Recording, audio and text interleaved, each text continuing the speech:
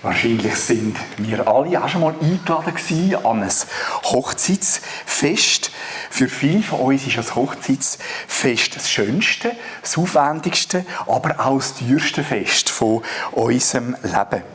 An eine Hochzeit eingeladen zu sein, ist eigentlich in allen Ländern von unserer Welt eine hohe Ehre. Jesus erklärt die Liebe von Gott zu uns anhand von 2 Geschichten, wo es auch um eine Hochzeit geht oder um ein grosses Festessen. Ich habe mal nachgeschaut, was heisst der Begriff Gastmahl, und der heisst die abendliche Hauptmahlzeit, zu der oft Gäste eingeladen worden sind. So steht es in einem Bibellexikon. Und jetzt machen wir etwas, was ich eigentlich allen empfehle, die sich tiefer mit der Bibel beschäftigen wollen. Wir haben vorher die Lesung gehört in einer sinngemässen Bibelübersetzung. Und jetzt tauchen wir noch tiefer eintauchen mit der wortwörtlichen Bibelübersetzung von der Elberfelder Bibel. Zuerst noch etwas zum Zusammenhang von den beiden Gleichnissen, die wir heute gehört haben. Sie stehen in der Mitte vom Lukas-Evangelium, wo Jesus schon Gegner hatte. Jesus ist von einem hohen Pharisäer eingeladen worden am Ruhetag Sabbat. Wir würden heute sagen, anstatt ein Pharisäer bei einem Pfarrer oder bei einem Hauskreisleiter. Es war aber kein gemütliches Essen unter Freunden. Denn es heisst am Anfang vom Kapitel, dass sie auf ihn lauerten. Und das Wort lauerten bedeutet, jemanden genau beobachten, um einen Fehler zu finden. Sie sind also Jesus aufgelauert und haben ihm Fangfragen gestellt, um ihn öffentlich zu demütigen. Dann ist aber auch ein kranker Mann plötzlich gekommen und der hat sogenannte Wassersucht gehabt. Das heisst, er hat an einem Herz- oder Nierenleiden gelitten. Wir würden heute sagen, an Ödem. Und das sind Flüssigkeitsansammlungen in verschiedenen Körperteilen. Und oftmals sind denn die Menschen sogar noch ausgeschlossen worden von der Gemeinschaft mit anderen Menschen. Sie haben sogar also einen doppelten Schmerz gehabt. Nicht nur das körperliche Leiden, sondern auch das soziale Leiden, dass niemand sie anlängen, niemand sie umarmen, sie nicht dürfen mit den anderen zusammen feiern und Gottesdienst feiern oder sonst an einem Fest teilnehmen. Und auch hier steht im wörtlichen Original 3-mal, und Jesus begann, wörtlich antwortete, und sprach zu den Gesetzesgelehrten und Pharisäern und sagte. Also das ist eine 3-fache Betonung auf die Lehre von Jesus, die nachher kommt. Noch vor dem Heilungswunder, das Jesus macht, stellt er die Frage an die Zuhörenden. Ist es erlaubt, am Sabbat, am Ruhetag, zu heilen oder nicht?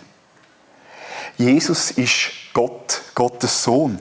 Alle Herzen von allen Menschen auf dieser Welt sind offen vor ihm. Er sieht unsere tiefste Motivation, unser Herz, das, was uns bewegt. Die Pharisäer wollten ihn demütigen, Fangfragen stellen. Jesus dreht jetzt die ganze Situation um und er stellt jetzt selber eine Fangfrage, indem er sagt, ist es erlaubt, am Sabbat, am Ruhetag zu heilen, wörtlich zu therapieren oder nicht? Falls die Pharisäer Ja gesagt hätten, dann hätten sie ja zugegeben, dass er heilen kann und dass er Recht hat. Falls sie Nein gesagt hätten, wäre es allen offenbar geworden, dass sie lieblos sind gegenüber dem kranken Mann. Das heisst in der Bibel, sie aber schwiegen. Seine Gegner haben Jesus nichts mehr antworten. Natürlich ist es erlaubt, am Ruhetag gut zu tun. Nur Jesus hätte diese Frage stellen, ob es erlaubt ist zum Heilen oder nicht. Weder der Buddha, noch der Konfuzius, noch der Mohammed, noch ein moderner Religionsstifter hätten je diese Frage stellen. Denn nur Jesus kann heilen, auch heute noch. Wenn er heilen konnte, dann ist er der Sohn von Gott. Und Jesus fasste den kranken Mann an und heilte ihn und entließ ihn. Also dieser dreifachen Betonung auf das Reden von Jesus entspricht hier das dreifache Machen, das Tun von Jesus. Das steht sich so gegenüber. Jesus hat den Mann geheilt, der an diesen Ödem gelitten hat.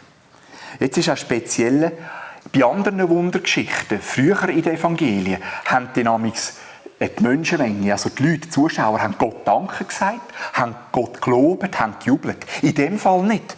In dem Fall heisst es, anstatt Gott zu loben, haben die Pharisäer gestritten um die besten Plätze bei dem Obigessen. Christina und ich, wir sind auch schon an verschiedenen Hochzeiten eingeladen gewesen. Sowohl an Hochzeiten von Kollegen von ihr, an Hochzeiten von Kollegen von meinen Kollegen, als auch im Rahmen von meinem Pfarrdienst in Nüttwil und Dürrenesch bin ich auch schon teilweise eingeladen worden an Hochzeiten. Und alle Hochzeiten sind ja unterschiedlich. Für mich ist es immer so schön, auch als Seelsorger, dass ich sehen darf, einen Tag im Leben von einem Brautpaar. Von klein und fein bis mächtig und prächtig sind die Hochzeiten heutzutage. Das ist so ein lustiges Motto von einem Hochzeitscatering. Und wenn auch wir an Hochzeiten eingeladen sind, dann sollten wir nicht automatisch gerade neben das Brautpaar sitzen, nur weil wir die kennen, sondern wir sollten schauen, ob Plätze angeschrieben sind. Das ist bei jeder Hochzeit ein bisschen unterschiedlich. Manchmal kann man frei wählen, manchmal sind Plätze angeschrieben, wo man sein soll. Und Jesus tut das wie auch ein bisschen erklären. Wir sollen nicht einfach automatisch am besten Platz gehen, sondern wir sollen ein bisschen die schlechtesten Plätze einnehmen und warten, bis der Gastgeber einem aufhält und sagt, du bist doch mein Freund, komm näher zu mir. Jesus fasst das erste Gleichnis so zusammen.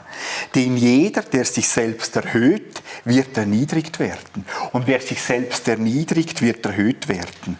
Ich habe den Satz hier noch angeschrieben, weil hinter dieser speziellen Formulierung, wo ein bisschen holperig ist, steht das göttliche Passiv. Wie im Fachbegriff ausgedrückt, Passivum Divinum. Ich habe das mit der blauen Farbe ergänzt.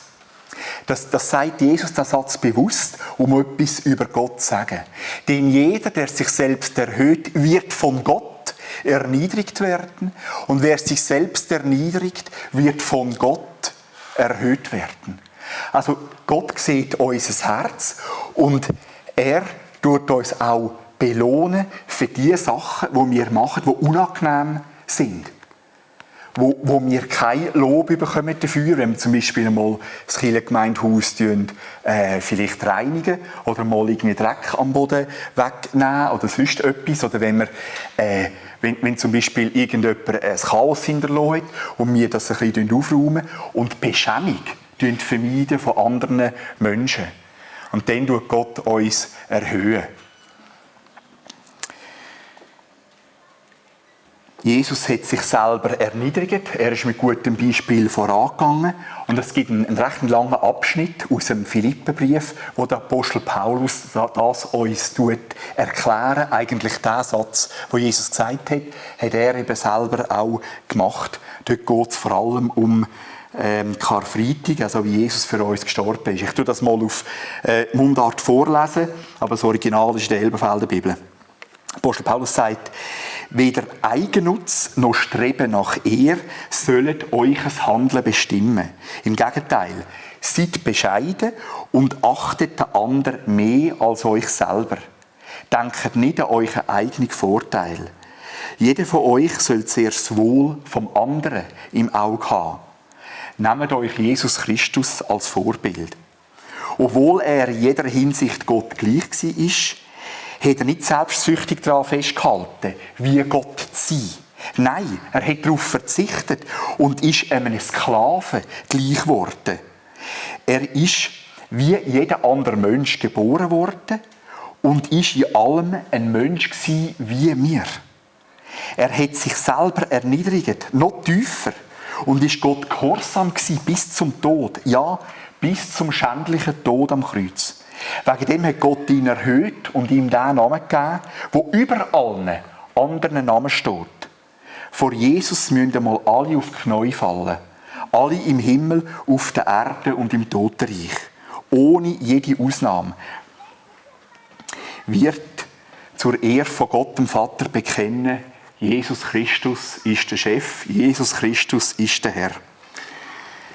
Jesus hat sich selber erniedrigt aus Liebe zu uns. Gott hat ihn erhöht durch die Auferstehung, die Himmelfahrt und dass er zur Rechten Gottes sitzt. Ich muss noch eine kleine Klammerbemerkung machen. Ich habe es vorher falsch gesagt. Ich habe es nicht aus der Elberfelder Bibel auf Mundart gesagt, sondern aus der Hoffnung für alle habe ich es auf Mundart übertragen.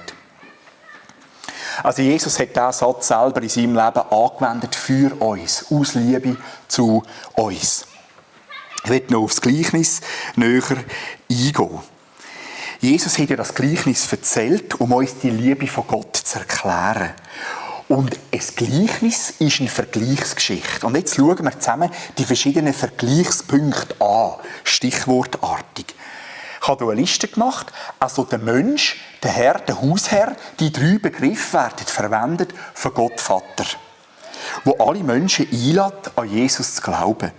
Denn das grosse Gastmahl steht für das Reich von Gott, wo wir alle Menschen eingeladen sind.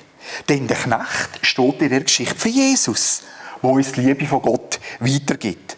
Denn die Eingeladenen sind in erster Linie das Volk Israel, wo schon das Alte Testament hatten, die 10 Gebote, und wo schon Gott Vater kennt haben. Theoretisch. Aber eben die Pharisäer sind mit ihrer Hartherzigkeit immer mehr von Gott weggegangen. Denn die Ausrede, das ist der Unglaube. Dass die ursprünglich eben das Volk Israel sagt, nein, ich habe keine Zeit, keine Lust, um an Jesus zu glauben. Da habe ich noch ein paar Beispiele. Die Ausreden sind alle fadenscheinig, weil das Reich von Gott ist ja am wichtigsten.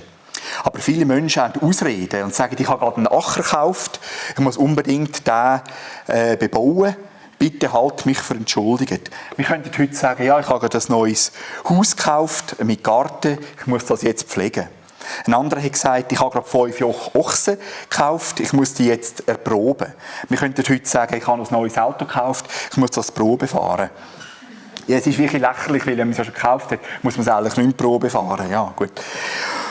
Und ein anderer sagt, ich habe eine Frau geheiratet und wegen dem kann ich nicht kommen. Also er will eine Familie gründen, braucht Zeit für das, für die Frau und für die Kinder. Forscher haben herausgefunden, dass die meisten Menschen, die an Jesus glauben, in ihrer Jugend angefangen haben, Jesus nachzufolgen.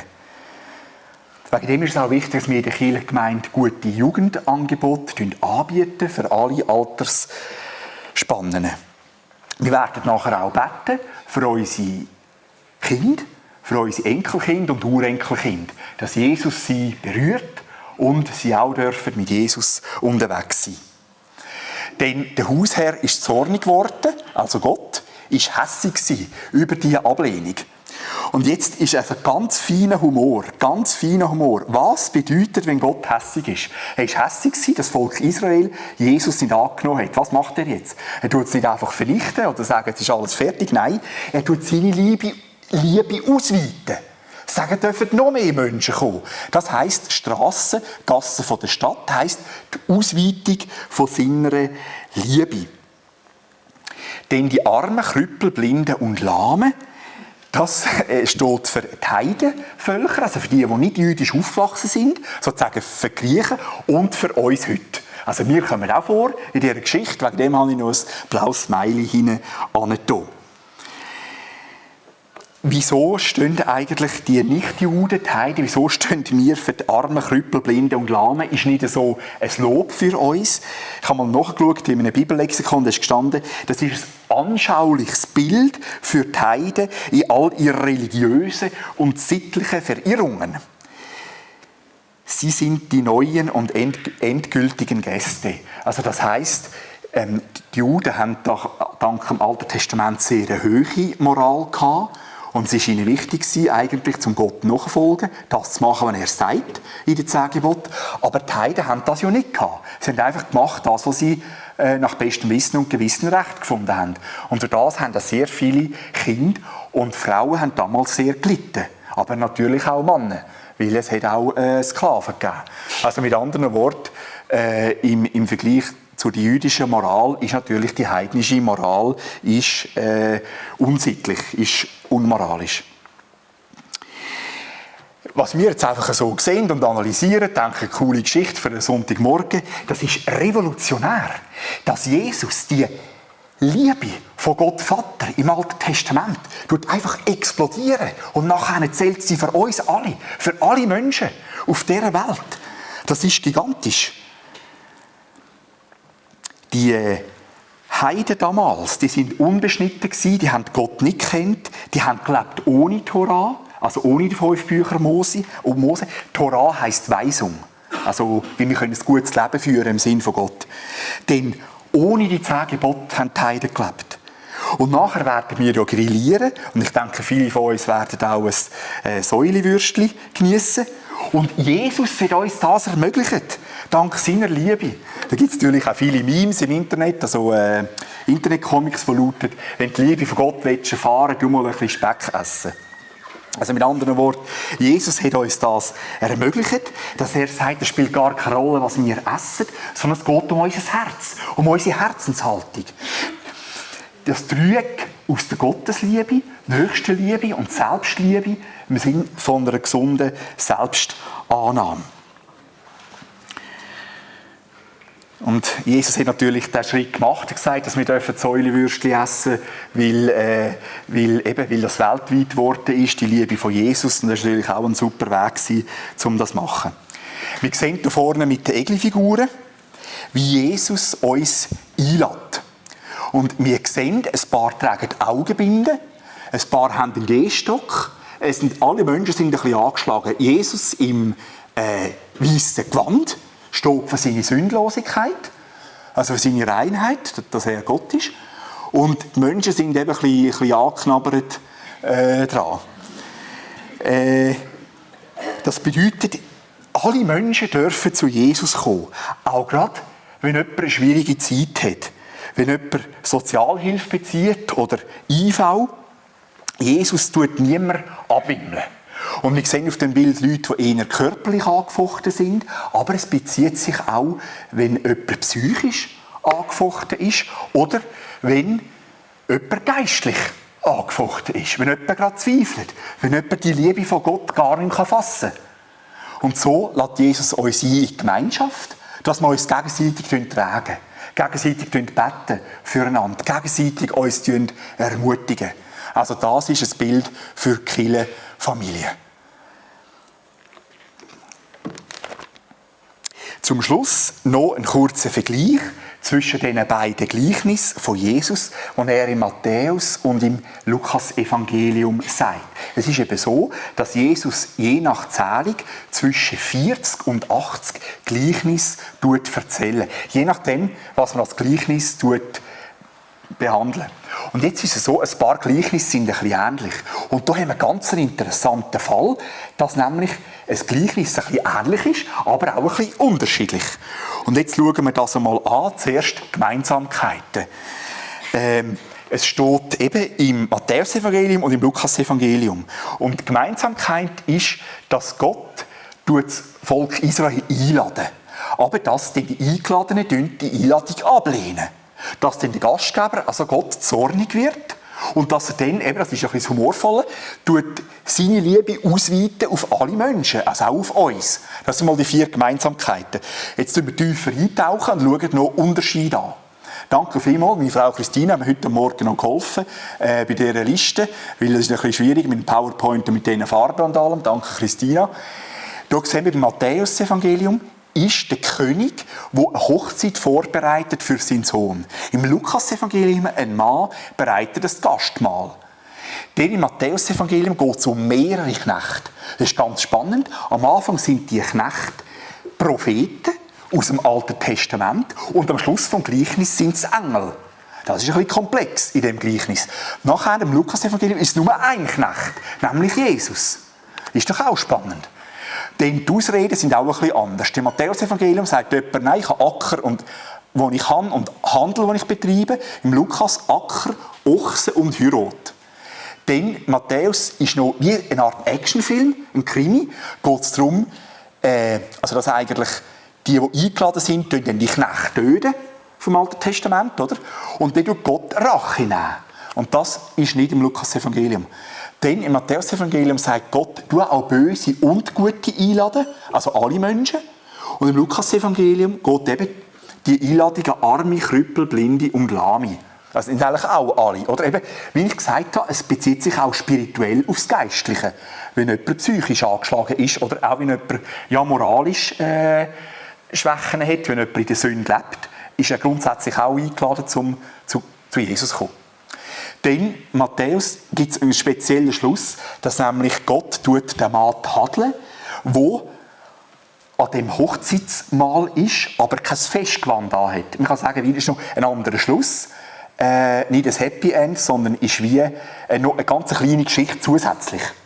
Und das Hochzeitsgewand steht für die Sündenvergebung, die Jesus uns anbietet. Und dieser Schluss ist im Lukas-Evangelium nicht. Die Zusammenfassung ist, es sind ähnliche Geschichten, die uns verschiedene Aspekte zeigen. Wichtig ist auch der letzte Punkt, dass wir die Vergebung von unserer Schuld, Sünde, vom Bösen, was wir gemacht haben, die Vergebung, die Jesus uns anbietet, dass wir die annehmen in unserem Leben. Kommen wir zum Schluss. Wir alle sind Gottes Ehrengäste am Barbecue dank Jesus. Und Jesus nimmt jede und jeden von uns an. Jesus hat die Gleichnis zu den Pharisäern gesagt, die geglaubt haben, dass die Liebe von Gott nur für sie gilt. Und Jesus sagt, nein, dank ihm gilt die Liebe von Gott für alle Menschen zu allen Zeiten auf der ganzen Welt. Dank Jesus wird die Liebe von Gott weltweit und auch für uns. Am einfachsten können wir diesen Abschnitt in unserem Leben umsetzen, wenn wir bewusst die Menschen einladen, die wir noch nicht so gut kennen. Vielleicht zögern wir und denken, ja nein, die andere Person hat vielleicht Probleme und will vielleicht gar nicht darüber reden. Aber das wissen wir ja nicht im Vorfeld. Und viele Menschen freuen sich, wenn du den ersten Schritt machst, wenn sie vielleicht einladen auf einen Kaffee oder auf einen Spaziergang oder gerade in den Knüppelgottesdienst, weil dort können wir nachher auch zusammen essen. Und das ist nämlich mega gut. Was ich amigs erlebe am Knüppelgottesdienst, ist für mich einer der interessantesten Gottesdienste im ganzen Jahr. Manchmal kommen die Leute einfach in einem Velodress mit dem Velo und dann frage ich, ja, was machst du da? Dann hat sie gesagt, ja, ich war gerade ein bisschen umgefahren und habe gerade hier gesehen, es ist Gottesdienst. Und dann kommen wir einfach einmal im Jahr zu einem Gottesdienst. Dann sich wirklich tarnen mit dem Velodress. Sagen nicht, ich bin sozusagen zufällig da, oder? Aber sie wollen einfach in den Gottesdienst. Oder zum Beispiel Wanderer kommen einfach so. Und du kannst zum Beispiel einfach sagen, zu jemandem, der gar noch nicht kirchlich ist, hast du einfach gesagt, komm doch einmal an den Knüppelgottesdienst. Oder wenn jemand an den Gottesdienst kommt, doch einfach als Festessen nachher. Dann war jemand auch schon mal in diesem Festzelt drin gewesen. Und Gott kann wirken zu seiner Ehre. Denn jeder, der sich selbst erhöht, wird von Gott erniedrigt werden. Und wer sich selbst erniedrigt, wird von Gott erhöht werden. Das Versprechen von Jesus gilt auch für uns, dürfen wir persönlich für uns annehmen. Amen.